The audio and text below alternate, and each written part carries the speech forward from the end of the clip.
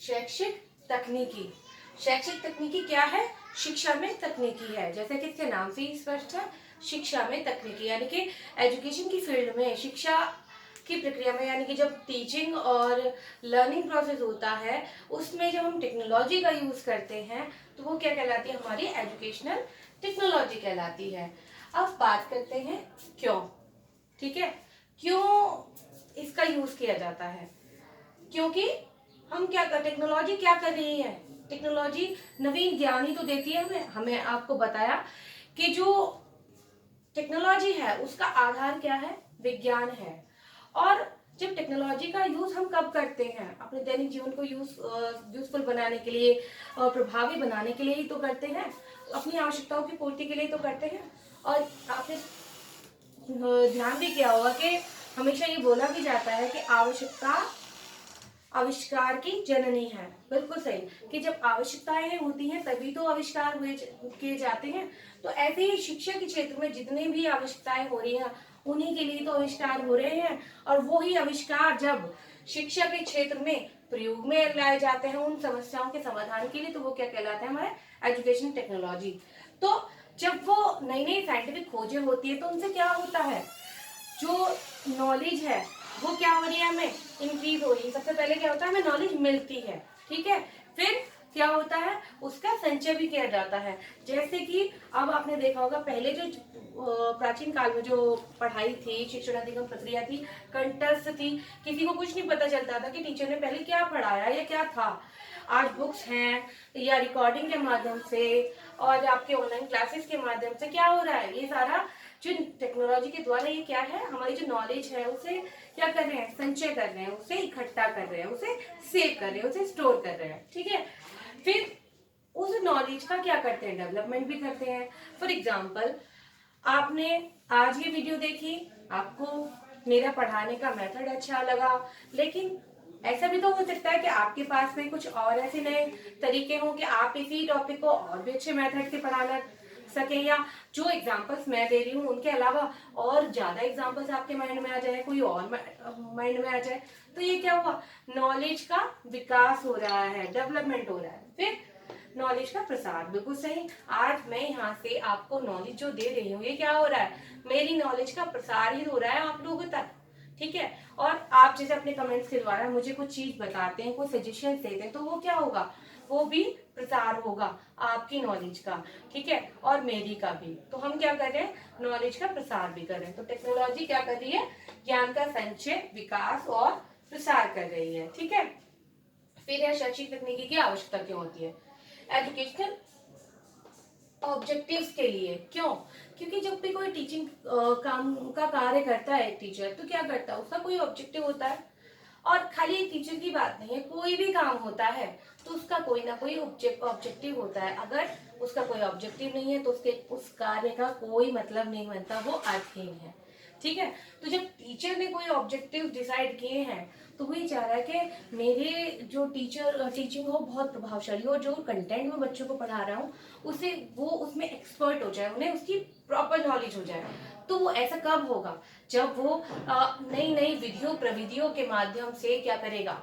Technology का use करके अपने टीचिंग को इफेक्टिव बनाएगा। तो तभी तो उसके ऑब्जेक्टिव्स उसे सही से होंगे।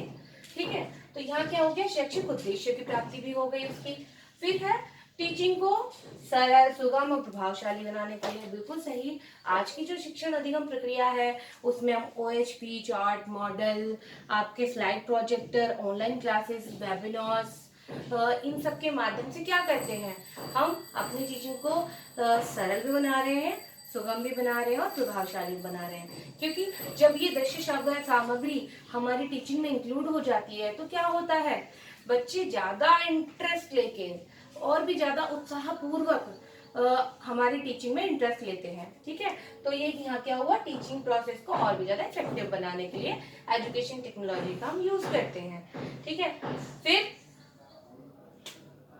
नेक्स्ट है स्वतंत्र अध्ययन के लिए। बिल्कुल सही बात है कि जो एजुकेशन टेक्नोलॉजी है उसमें जो टेक्नोलॉजी का जो पार्ट है वो स्टूडेंट्स को सेल्फ स्टडी के लिए भी प्रेरित करता है। जैसे आज हम आपको कोई चीज़ बता रहे हैं तो ये ज़रूरी तो नहीं है हम सामने सामने बैठे हुए हैं, लेकिन हमने क्या है आपको सेल्फ स्टडी के अवसर दिए हैं। आप सेल्फ स्टडी तो कर रहे हैं आज हमारे माध्यम से, क्योंकि आप क्या कर रहे हैं, कोई फेस टू फेस आप लर्निंग नहीं कर रहे हैं, आपने अपने कंटेंट एक मोटिव लिया, उसके अकॉर्डिंग आप देख रहे हैं कि आपको क्या पढ़ना है, कैसे पढ़ना है। ठीक है। फिर सुधार, यानी कि हमारे एजुकेशन सिस्टम में उसकी कोई भी परेशानी आए, कोई भी प्रॉब्लम्स हमारे सामने आती हैं टीचर के सामने जब वो अपनी टीचिंग लर्निंग प्रोसेस को करता है, तो उनमें सुधार के लिए भी क्या करता है एजुकेशन टेक्नोलॉजी सहायता करता है। क्योंकि इन सुधार की जहाँ आवश्यकता होती है वहां से ही तो टेक्नोलॉजी की आवश्यकता होती है हमें एजुकेशन में। और जब आवश्यकता होती है टेक्नोलॉजी की, तो टेक्नोलॉजी कब बनेगी, जब वैज्ञानिक ज्ञान का हम प्रयोग करेंगे शिक्षा के क्षेत्र में। ठीक है। तो यहाँ तक क्लियर आपको कि वैज्ञानिक ज्ञान क्यों, एजुकेशन टेक्नोलॉजी का प्रयोग क्यों किया जाता है। ठीक है। अब नेक्स्ट बढ़ते हैं कि एजुकेशन टेक्नोलॉजी कैसे की जाती है। कैसे, आपको यहाँ भी क्लियर किया, जो टीचिंग लर्निंग प्रोसेस है उसमें जब हम टेक्नोलॉजी का यूज करेंगे तो क्या होगा, हमारे एजुकेशन टेक्नोलॉजी का वो पार्ट बन जाएगी और हमारी टीचिंग लर्निंग प्रोसेस कंप्लीट और इफेक्टिव हो जाएगा। फिर ऑनलाइन शिक्षण के द्वारा भी कर सकते हैं जैसे अभी हो रहा है। ठीक है। ऑनलाइन मूल्यांकन के द्वारा भी बिल्कुल सही, आप देखते हैं आजकल इतनी सारे एग्जाम्स होते हैं जो वो ऑनलाइन होते हैं। अभी आपके सी टेट के भी बारे में बात हो रही है कि वो भी ऑनलाइन हो सकता है। नेट आपको पता ही एनटीए कराता है और अब वो ऑनलाइन हो रहा है। तो इन सब ऑनलाइन एग्जामिनेशन के द्वारा भी हम क्या कर रहे हैं, छात्रों की जो नॉलेज है उसका इवेल्युएशन कर रहे हैं। तो वो भी क्या है, एजुकेशनल टेक्नोलॉजी का पार्ट ही तो है, उसे ऐसे ही तो करते हैं। फिर है कक्षागत क्रिया, यानी कक्षा के दौरान जितनी भी क्रियाएं की जाती हैं, टीचर टीचिंग करता है और बच्चे लर्निंग प्रोसेस करते हैं और उनके बीच में क्या होता है, इंटरेक्शन होता है। इन सब के बीच में जहां भी हम टेक्नोलॉजी का यूज करते हैं तो वहां क्या होती है, हमारी एजुकेशनल टेक्नोलॉजी होती है। यानी एजुकेशनल टेक्नोलॉजी के द्वारा हम क्या करते हैं, अपने कक्षागत क्रियाओं को प्रभावशाली बना रहे हैं। फिर है नवीन ज्ञान के लिए, बिल्कुल सही, इतने सारे आज के टाइम में हमारे सामने रिसोर्सेज हैं न्यू न्यू नॉलेज को जानने के, उसे एक्सेप्ट करने के। जैसे फॉर एग्जांपल न्यूज़पेपर है, इंटरनेट है और आपका दूरदर्शन है। ये बहुत सारे ऐसे मीडियम्स होते हैं या सेमिनार्स वगैरह होते हैं, वेब आपकी वर्कशॉप्स होती हैं। उन सब के द्वारा क्या होता है, जो न्यू नॉलेज है, जो नए नए कंसेप्ट निकल के आ रहे हैं, नवीन इन्वेंशंस हो रही हैं, उनके बारे में बच्चों को पता चल जाता है। तो ये क्या हुआ, एजुकेशनल टेक्नोलॉजी नवीन ज्ञान में वृद्धि करती है। अच्छा, ये सिर्फ बच्चों के लिए इम्पोर्टेंट नहीं है, ये टीचर के लिए तो उससे भी ज्यादा मोस्ट इम्पोर्टेंट है, क्योंकि टीचिंग प्रोसेस को कौन चलाता है, शिक्षा की प्रक्रिया त्रिध्रुवीय है, ये आपको पता है, शिक्षक, शिक्षार्थी और पाठ्यक्रम। लेकिन अगर शिक्षक उसे प्रॉपर तरीके से नहीं चलाए तो क्या वो प्रॉपर चल पाएगी, नहीं। तो यहाँ पर जो टीचिंग प्रोसेस को इफेक्टिव बनाने के लिए टीचर को जो नवीन नवीन ज्ञान, नई शिक्षण विधियां, प्रविधियां और बहुत सारे ऑडियो विजुअल एड्स के बारे में जो चीज बताती है वो क्या है, एजुकेशनल टेक्नोलॉजी होती है। ऐसी ही अधिगम परिस्थितियों में बिल्कुल सही बात है कि जितनी भी हमारी लर्निंग की जितनी भी परिस्थितियां हैं, चाहे वो आप ऑनलाइन के माध्यम से हमसे सीख रहे हैं, चाहे आप फेस टू फेस हमसे क्लास में सीख रहे हैं, चाहे आप हमने कोई आपको ऑडियो क्लिप्स भेजी हैं या वीडियो क्लिप्स भेजी हैं या वेबिनार्स के माध्यम से हम आपको सिखा रहे हैं, किसी स्पेशल गेस्ट, स्पेशल एजुकेटर से आपको रूबरू करा रहे हैं, तो वो क्या है, वो अधिगम परिस्थितियां तो है और उनमें क्या हो रहा है, टेक्नोलॉजी का यूज हो रहा है। तो एजुकेशनल टेक्नोलॉजी क्या है, ये पूरा कंसेप्ट एजुकेशनल टेक्नोलॉजी को बताता है।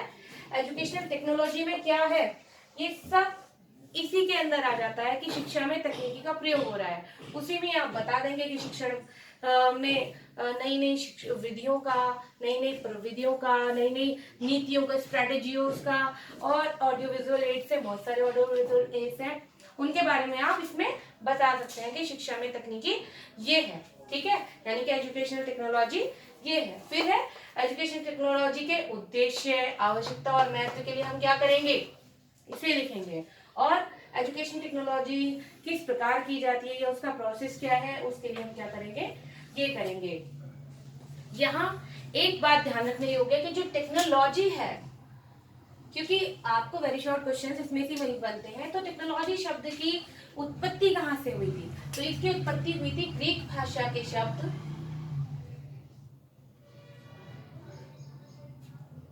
टेक्निकोस से। किससे हुई थी, टेक्निकोस से, जिसका अर्थ है कला। तो यहाँ ये चीज यहाँ पर क्यों बताई जा रही है, आपको पहले क्यों नहीं बताई, क्योंकि जो टीचिंग है वो भी तो एक कला कौशल ही तो है। तो जब इसमें हम टेक्नोलॉजी का यूज करते हैं तो वो क्या हो जाती है हमारे लिए, एक कौशल बन जाता है, क्योंकि वो हमारे लिए क्या करे, टीचिंग को परफेक्ट बना रही है, हमारी टीचिंग को प्रभावशाली बना रही है। ठीक है, और साथ में कई बार क्वेश्चन आपसे ये पूछ लिया जाता है कि एजुकेशनल टेक्नोलॉजी शब्द का सर्वप्रथम प्रयोग किसने किया था, तो इसका सर्वप्रथम प्रयोग 1967 में ओहियो यूनिवर्सिटी के सिडनी एल प्रेसी महोदय ने किया था। किसने किया था, सिडनी एल प्रेसी महोदय ने किया था। तो यहां तक आपको आज ये सारा कंसेप्ट क्लियर हो गया होगा। नेक्स्ट मिलेंगे आपको एजुकेशन टेक्नोलॉजी के सेकंड पार्ट में। अगर ये वीडियो आपको पसंद आती है तो इसके लिए लाइक, कमेंट और मेरे चैनल को सब्सक्राइब करना ना भूलें। मिलते हैं हमारी नेक्स्ट वीडियो में। धन्यवाद।